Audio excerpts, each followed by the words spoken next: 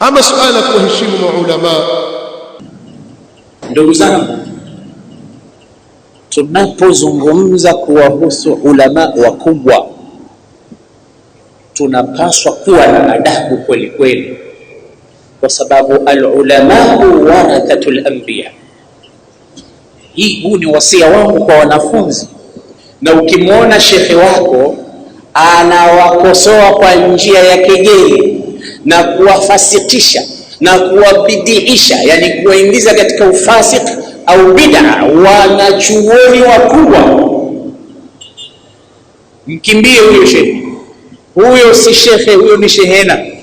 Na wako wengi hususan katika mitandao anayezungumza kumhusu mwanachuoni mkubwa au imam katika imma, ambao ulama wakubwa achilia awamu wameafikiana kwamba hawa jawazul qantara.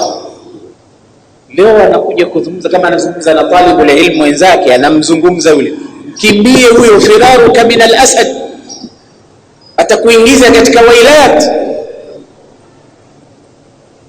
Kila nikifika katika mstari huu hukumbuka maneno ya mmoja katika walimu wetu aliposhumu na kunusa harufu ya kuwakejeli wanachuoni kwa mmoja katika wanafunzi wenzetu.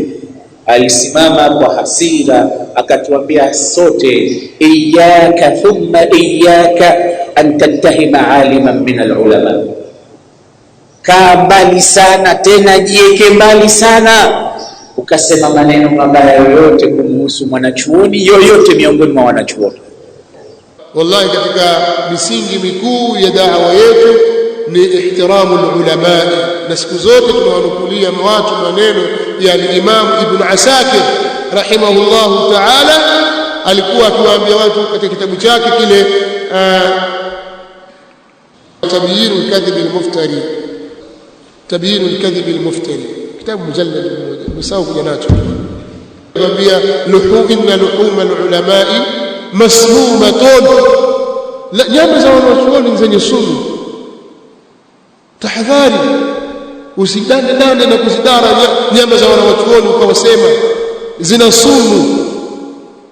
Na watu watakiwa warudi kwa ahlul ilmi, na ndio msingi wa da'wa yetu sisi.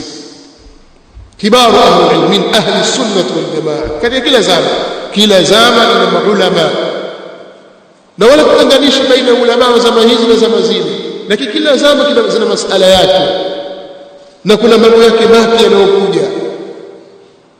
Kwa hiyo watu watakiwa warudi kwa ahlul ilm,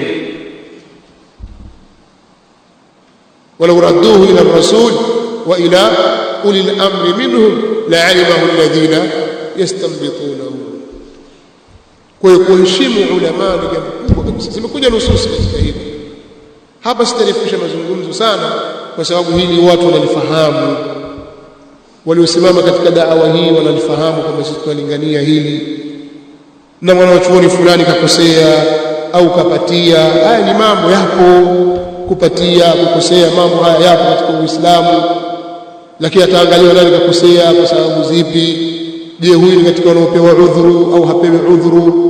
Lakini usije ukasimama ukazungumza jambo kwa jahili alafu ukataka kutoa udhuru, na wewe tasaddur katika jambo la dini, ukajitia kimbele mbele ukazungumzia dini hali ya kusoma, hujaifanya itikani misingi ya dini. Ukikosea tutakulaumu sana. Si kila kitu utakuwa unakifanyia itikani, kama vile wewe unavyozungumzia makundi haya na watu tofauti, inaonekana jambo usilolifahamu ukafanya tasaddur katika jambo hili bila kufanya bahthi, lazima ulaumiwe katika hili. Usitaki kupewa udhuru kama anavyopewa udhuru al-Imam Shafi'i, al-Imam Ahmad na wengineo, ukaona ni chaka la kujificha. La, unapozungumza bila ya ilmu na wala basira katika masala ukafanya tasaddur katika jambo hilo kabla at-ta'ahhud, yudhammu alayka, na dhulmu, tutakusema vibaya katika hili, ili urudi katika usawa, na ili wengine asikaje jua katika jambo hilo.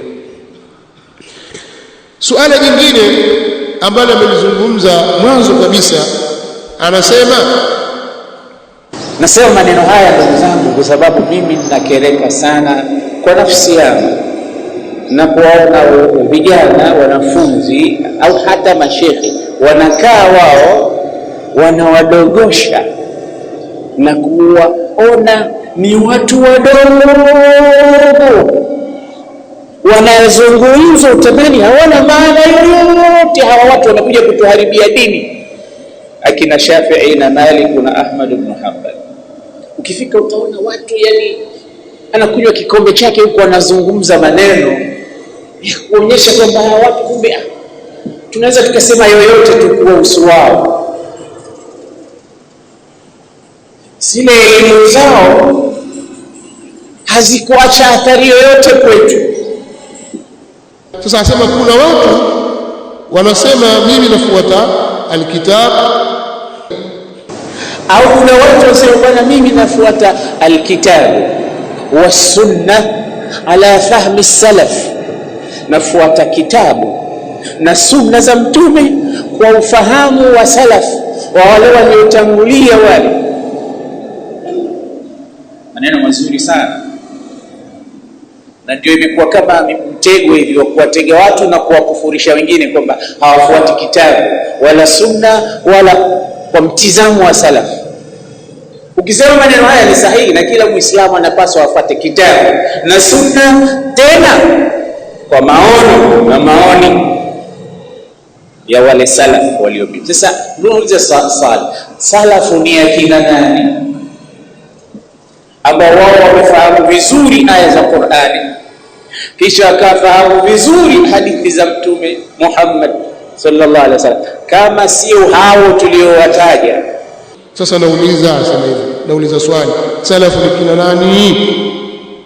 Akaendelea na maswali yake, lakini hapa nataka kuchukua hii nukta kwamba kuna hawa watu wanaosema sisi tunafuata kitabu na sunna ala fahmi salaf, yani salafu salih. Asema huu wameweka kama mtego wa kuwakufurisha watu. Sisi tukisema jamani tufuateni kitabu, tufuateni sunna, na tufuate dini kwa ufahamu wa salafu salih, yeye anatafsiri kwamba huu ni mtego. Sisi tunaosema maneno haya tunasema kimtego tu, tuwatega watu ili wakikataa tuwakufurishe. Maana hakubainisha kwamba amewakusudia sio kusudi nini, nakusudia wale, angesema kwamba mimi nakusudia kundi fulani. Maana wanaosema tufuate kitabu na sunna ala fahmi salaf salih ni sisi. Sasa kama kuna wengine walikuwa wanakusudia, ilikuwa ni haki kuwabainisha ili wasiingie wale wasiokuwemo, ambao hawamo wasije wakaingia katika maneno yako na katika dhana za watu, na wale waliokuwemo baki wao katika maneno yako. Lakini maadamu umeleta kwa ujumla na lengo ni kufanya talbisi, kuwatatiza watu na kuwakimbiza watu, kufanya tamthili, kuwakimbiza watu na da'wa salafia, basi sisi tunalijibu jambo hili kwamba maneno uliyozungumza si sawa, kwa sababu sisi katika da'wa yetu na tumefanya daura mbalimbali, semina mbalimbali, Unguja, Dar es Salaam na kila mahali, tukizungumzia suala la ubaya wa Muislamu kumkufurisha Muislamu mwenzake bila ya dhambi, bila ya hatia. Na tumeandika makala maalum za Kiarabu na Kiswahili na tukazisomesha katika daurati mbalimbali na semina mbalimbali. Sidhani kama hiyo jambo hili ushawahi kulifanya, kwa akwali na misingi ya ahli sunna wal jamaa kuhusu suala madhahira mbaya ya takfiri. Mimi sijasikia, kwa sababu si mfuatiliaji wa mihadhara yake wala durusi zake, si mfuatiliaji, sije kumsikiliza kama alivyozungumza jana. Tangu miaka hiyo nilipokuwa niko Mombasa, na yuko Mombasa haja Unguja, nilikuwa baadhi ya siku katika baadhi ya Ijumaa nikienda pale msikiti kwake pale Barsheba nikisikiza hutuba zake. Miaka zaidi ya 25 iliyopita nyuma. Lakini baada ya hapo mimi simfuatiliaji darasa zake. Sasa sijui, pengine amelizungumza jambo hili, lakini nakwambia kama wewe umelizungumzia jambo hili la ubaya wa takfiri kwa misingi ya Kiislamu na mambo wanayofanya makhawarij na watu waovu mbalimbali wanaokufurisha Waislamu bila ya hatia na kuwatia kwenye ukafiri, kama umelizungumza hasan, lakini kama maneno yako ni haya kutupa na wakataka kuwatuhumu wasiokuwa katika hili, qad asa'ta wallahi umefanya makosa makubwa na umefanya vibaya, na hakuna wa kumdhuri na nafsi yako. Lakini sisi tunukuu maneno ya wanawachuoni kuhusiana na jambo hili kwamba haifai mtu kumkufurisha Muislamu mwenzake bila ya hujja, bila ya dalili, kuna vigezo. Haina maana kwamba Uislamu ni kama kabila, hata ukifanya vitu hukufuru. La, kuna vitu ukivifanya utakufuru. Al-Imam Shafi'i rahimahullahu ta'ala katika maneno aliyonukuliwa akiyasema, anasema lillahi ta'ala asma'u wa sifatu jaa biha kitabuhu wa akhbara biha nabiyuhu ummatahu sallallahu alayhi wasallam.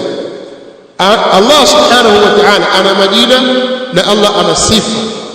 Majina hayo na sifa hizo, majina yamekuja kwenye kitabu cha Allah subhanahu wa ta'ala, na ameyaelezea mtume wake sallallahu alayhi wasallam kuelezea umma wake.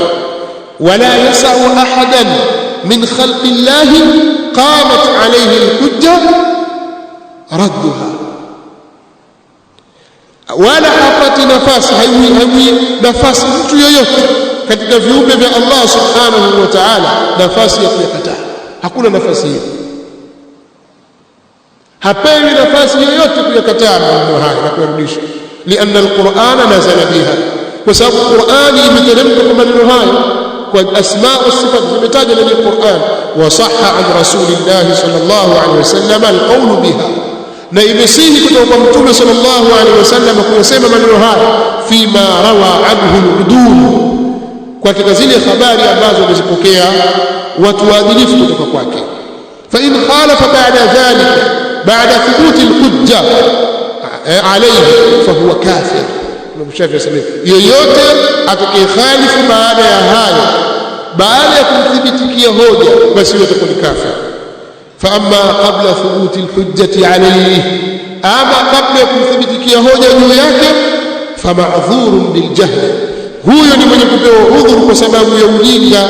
Lianna ilma dhalika la yuqdaru bil aql, kwa sababu kuyajua haya, elimu ya hilo haiwezekani kupatikana kwa akili, wala birrawiyati wal qalbi wal fikri, wala nukaffiru bil jahli ahadan illa ba'da intihai al khabari ilayhi. Imam Shafi'i rahimahullah ta'ala, maneno haya Imam Ibn Qayyim ameyataja kwenye Ijtimau al-Juyush al-Islamiyya, na Imam al-Dhahabi al-Shafi'i ameyataja kwenye kitabu chake al-Ulum. Akayanasibisha maneno haya kwamba Imam Shafi'i rahimahullah ta'ala amesema maneno haya. Maneno kama haya yamekuja na Imam Ibn Hazm katika al-Fisal, فصح أنه لا يكفر أحد حتى يبلغه أمر النبي صلى الله عليه وسلم. Imesihi kwamba mambo yalipo hata kufurishwa yoyote mpaka imfikie yeye amri ya Mtume sallallahu alaihi wasallam. Faman balaghahu falam yu'min bihi fahuwa kafir, yule ambaye atamfikia na hakuamini basi ni kafir. Akaeleza fa in balaghahu wa sahha indahu, ikiwa hiyo amri imemfikia na ikasihi kwake, fa in khalafahu mujtahidan, akikhalifu amri hiyo kwa ijtihadi, hali yakuwa ni mujtahid, fima lam yatabayyan lahu wajhu alhaq fi dhalik, katika kile ambacho haikumbainikia yeye, haukumbainikia yeye wajhi wa haki katika hilo, fa huwa mukhti'un ma'dhur, huyo ni mwenye kukosea tena mwenye kupewa udhuru, ma'jurun marratan wahida, ni mwenye kupewa ujira kwa mara moja.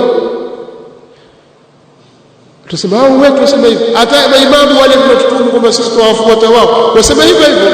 Sheikh al-Islam Ibn Taymiyyah rahimahullah ta'ala katika Majmu'ul Fatawa juzia 12 ukurasa wa 500 mpaka 501 anasema, wa idha urifa hadha fatakfiru al-mu'ayyan min ha'ula'i al-juhal wa amthalihim bihaythu yuhkamu alayhi bi annahu min al-kuffar la yajuzu al-iqdamu alayhi.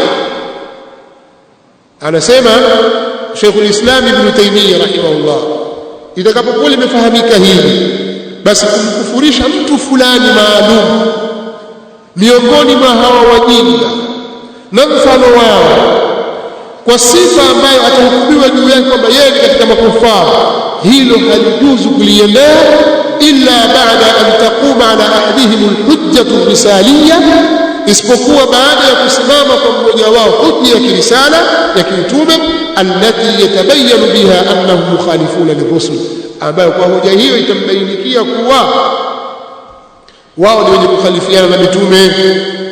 Wa in kanat hadhihi almaqala la raiba annaha kufr, yajapokuwa maneno haya hayana shaka kwamba ni ukafiri. Wa hakadha alkalamu fi takfiri jamii almuayyanin, na kama hivi yanakuwa maneno yatakuwa kufurisha watu wote wenye kuainishwa. Ma anna ba'd albid'ah ashaddu min ba'd, pamoja na kwamba bid'a nyingine ni kubwa zaidi kuliko nyingine. Wa ba'd almubtadi'a yakunu fihi min, akaendelea mpaka wa in akhta falaysa li ahadin an yukaffira ahadan min almuslimin, anasema haifai kwa yoyote kumkufurisha yoyote katika Waislamu. Wa in akhtaa wa ghalita hatta tuqama alayhi, hata akikosea mpaka isimame juu yake hujja, watabayyana lahu almahajja, na ibainike kwa njia. Wa man thabata imanuhu biyaqinin lam yazul dhalika anhu bishak, na yule ambaye imethibiti imani yake kwa yaqini kwamba huyu ni mu'min muslim, basi haitaondoka imani hiyo kwake kwa kutia shaka, pengine muislamu kutia shaka, bal la yazulu illa ba'da iqamati alhujjati wa izalati ash-shubha. Haya maneno ya wanachuoni wetu. Kadhalika katika kitabu chake hicho Majmu' al-Fatawa kwenye juzuu ya 10 ukurasa wa 372 anasema fa inna nusus al-wa'id allati fi al-kitabi was-sunnah, hakika maandiko nususi za makamio zilizokuja kuwatisha watu fulani fanya mikufuru fi nari, kana nususi kama hizo katika kitabu na sunna, zilizomo katika kitabu na sunna. Wa nususi al-a'imma, na nususi za wanawachuoni zilizokuja bil takfiri wa tafsir, zilizokuja kuelezea kukufurisha na kutia kwenye ufasi.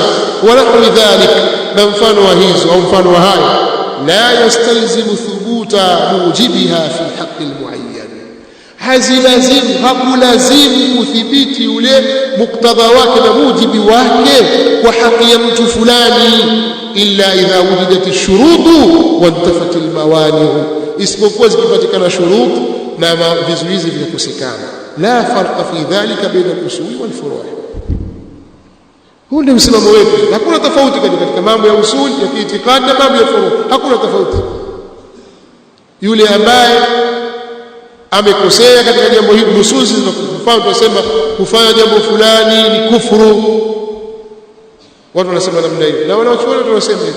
Imam Shafi'i pia akasema hili ukafiri, mtu anafanya hivi anakuwa kafiri. Lakini tunapokuja kwa mtu muayyan, sasa huyu ndio kafanya, huyu kafanya hivyo, pengine mtu anakuja anasema Allah hana majina bwana, hana majina, jina lake mmoja tu ni Allah.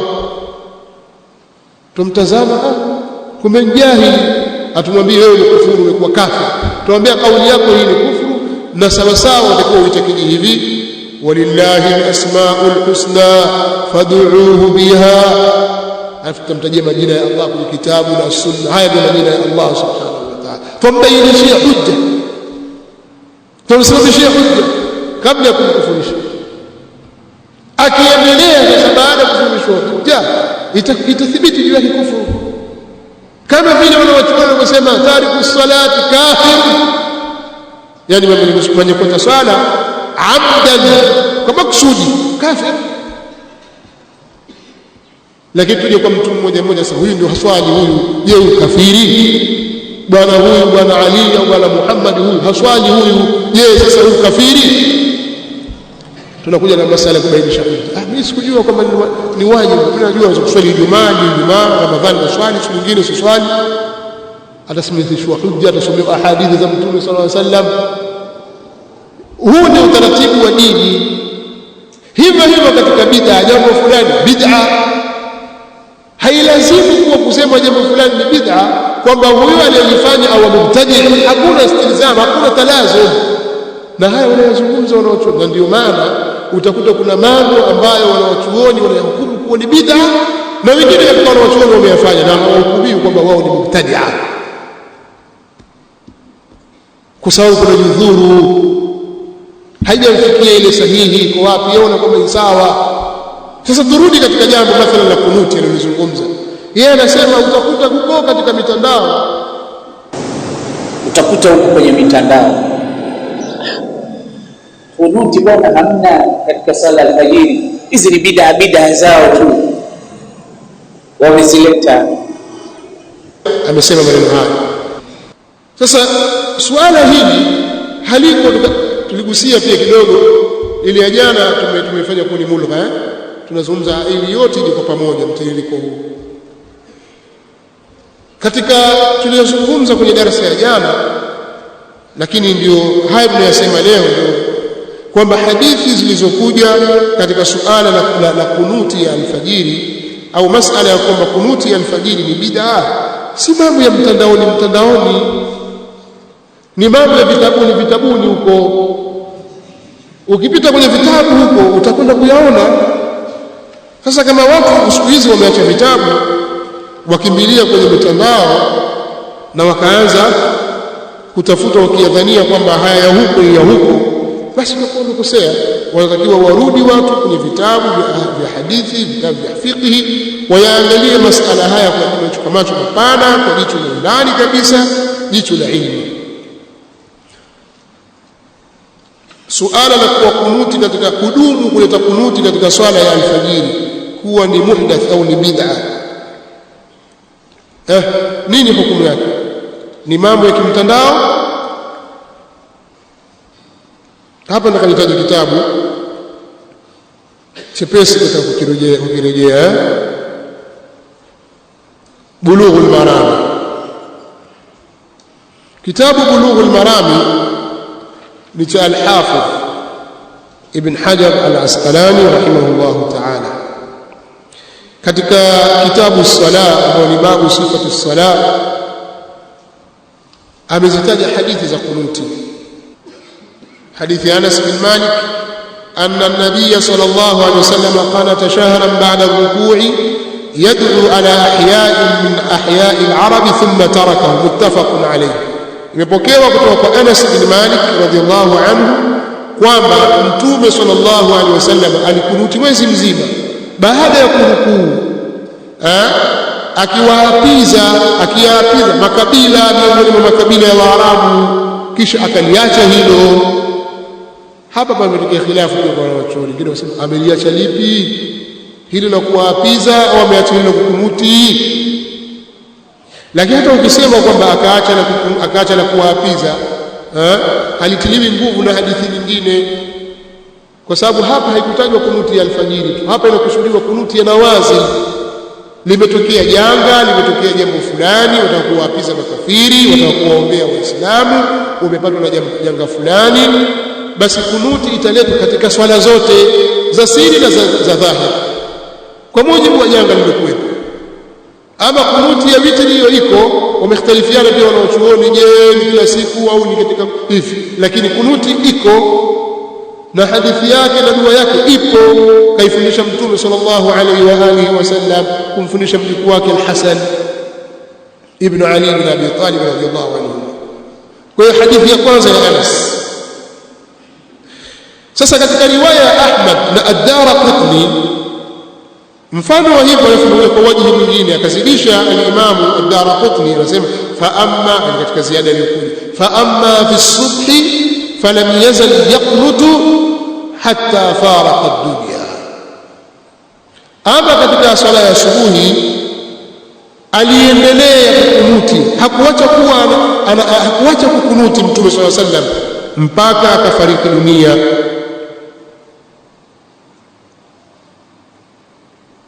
Sawa, hicho tulie maelezo.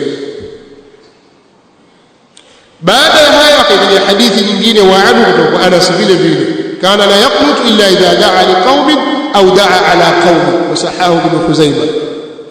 Kisha wa an Sa'd bin Tariq al-Ashja'i radiyallahu anhu qala qultu li abi, Sa'd bin Tariq asema nilimwambia, nilimuuliza baba yangu, ya abat, ewe baba yangu, innaka qad sallaita khalfa rasulillahi sallallahu alaihi wasallam, wewe baba umeswali nyuma ya mtume wa Allah sallallahu alaihi wasallam, wa Abi Bakr, na nyuma ya Abu Bakr, wa Umar wa Uthman, na Umar na Uthman, wa Ali, na nyuma ya Ali bin Abi Talib. Katika riwaya nyingine ha huna fi Kufa, umeswali nyuma ya Ali bin Abi Talib hapa katika msikiti wa Kufa. Afakanu yaqnutuna fil fajr, sualu wadih, je walikuwa wakikunuti katika swala ya alfajiri?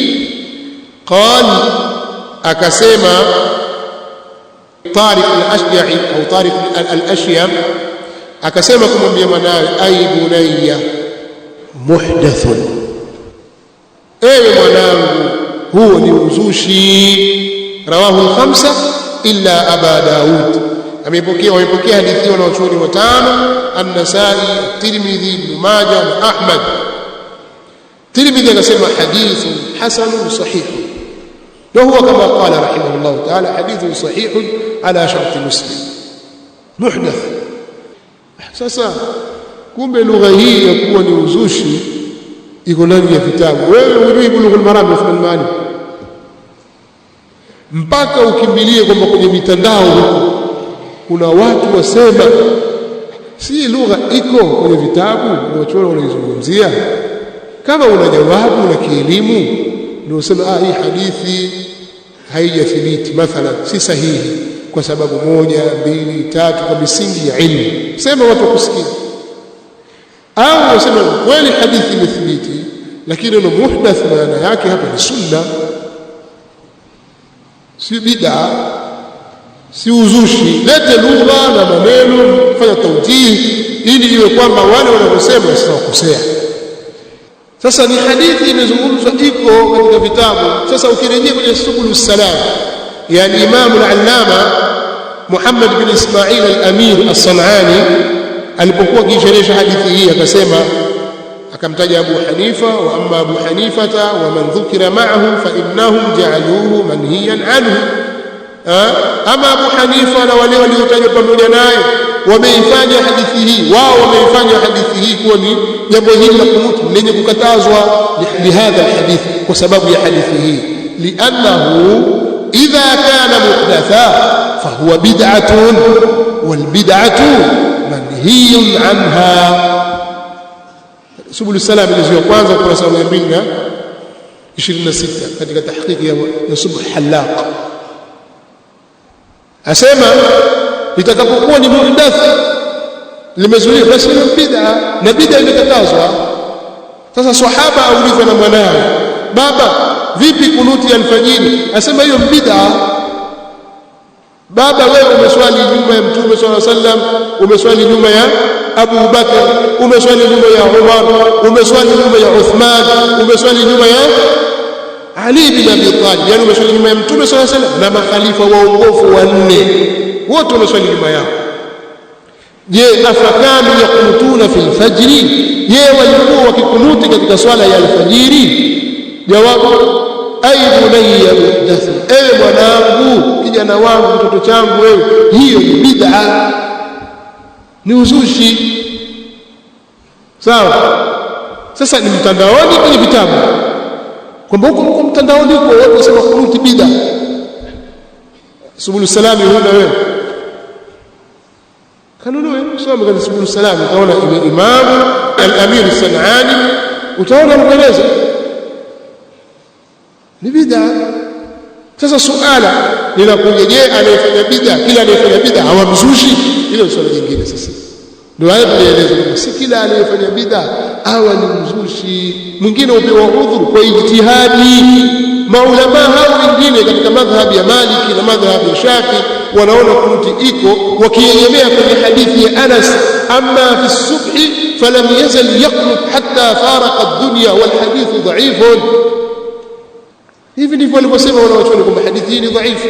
Kwa nini? Kwa sababu imepokewa kutoka kwa Abu Ja'far al-Razi, Isa bin Mahan, kutoka kwa Rabi' bin Anas, kutoka kwa baba yake Anas bin Malik.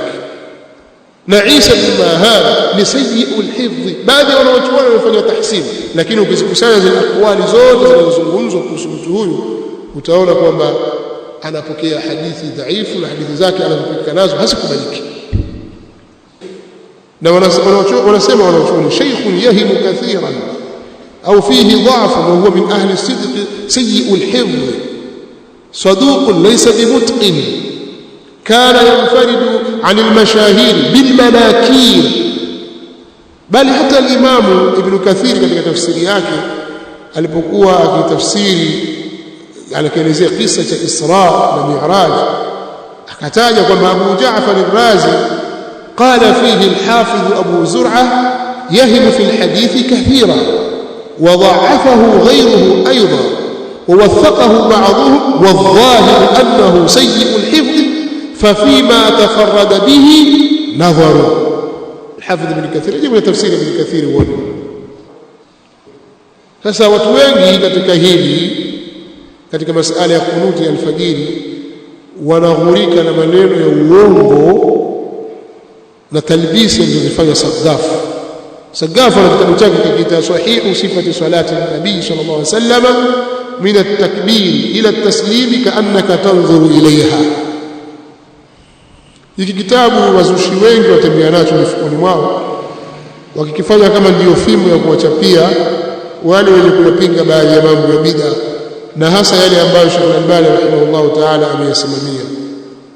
Katika kitabu chake hiki amesema uongo Sagaf, na uongo huu unawahuri watu wengi.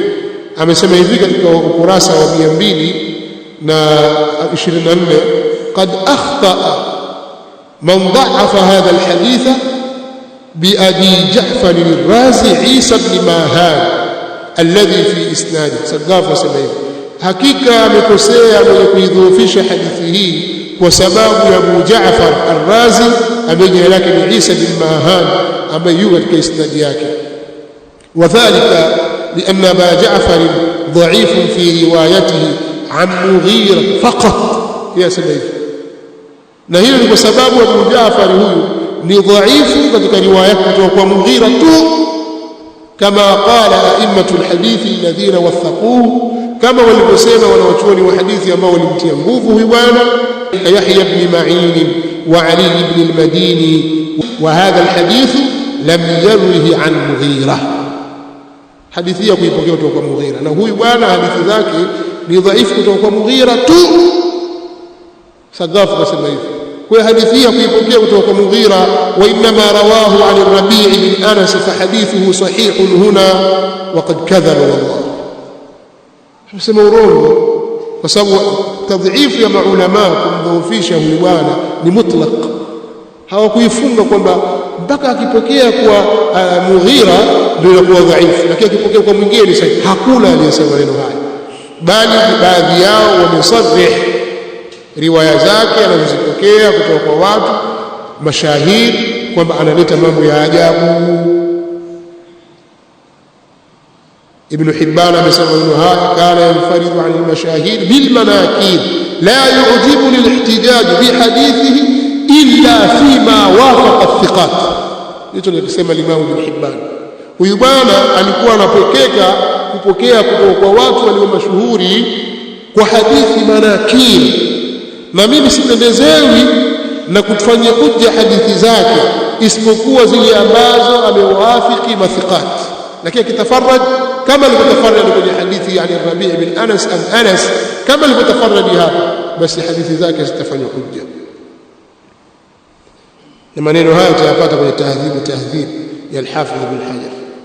Amesema tena Ibn Hibban, kana an-nas yattaquna min hadithihi ma kana min riwayat Abi Ja'far anhu lianna fi ahadithi anhu ittiraban kathira. Angalia tena, hiyo ni kwenye tarjama ya Ar-Rabi' bin Anas. Huyo Ar-Rabi' bin Anas ambaye Abu Ja'far anapokea kutoka kwake kutoka kwa Anas kwamba Mtume sallallahu alaihi wasallam alikuwa akileta kunuti akisha kaacha, ama katika swala ya alfajiri aliendelea kukunuti mpaka akafariki dunia. Riwaya hii anapokea Abu Ja'far kutoka kwa Ar-Rabi' bin Anas kutoka kwa Anas bin Malik radhiyallahu anhu. Sasa riwaya yake kutoka kwa Rabi' al-Imam Ibn Hibban katika tarjama ya Ar-Rabi' bin Anas kwenye kitabu Athiqat, kama alivyonukuu al-Hafidh Ibn Hajar katika tahdhib at-tahdhib, anasema hivi, an-nas yani watu wa hadithi maimamu yattaquna min hadithihi, walikuwa wakijikinga kupokea hadithi zake, wanazikataa hadithi zake huyu Rabi' bin Anas, ma kana min riwayati Abi Ja'far anhu, muda wa kuwa ni katika riwaya ya Abu Ja'far kutoka kwake. lianna fi ahadithihi anhu, kwa sababu kuna katika hadithi zake Ar-Rabi' bin Anas kutoka kwa huyo Abu Jaafar ittiraban kathira. Sasa wanadanganya Sagafu, wanasema riwaya za Abu Jaafar Abu Jaafar al-Razi Isa bin Mahan ni dhaifu kutoka kwa Mughira tu. Wakishadanganya hivyo watembelea kitabu kila mahali alipokwenda Sagafu yupo akasema si maneno ya sawa sawa. Haya, kwamba Mtume sallallahu alaihi wasallam, hadithi hii haikuthibiti kwamba alikuwa akikunuti kisha akaacha kukunuti isipokuwa katika alfajiri, bali kilichothibiti ni kwamba Mtume sallallahu alaihi wa alihi wasallama alikunuti kiasi cha mwezi tu, kisha akaacha kukunuti na kuombea laana.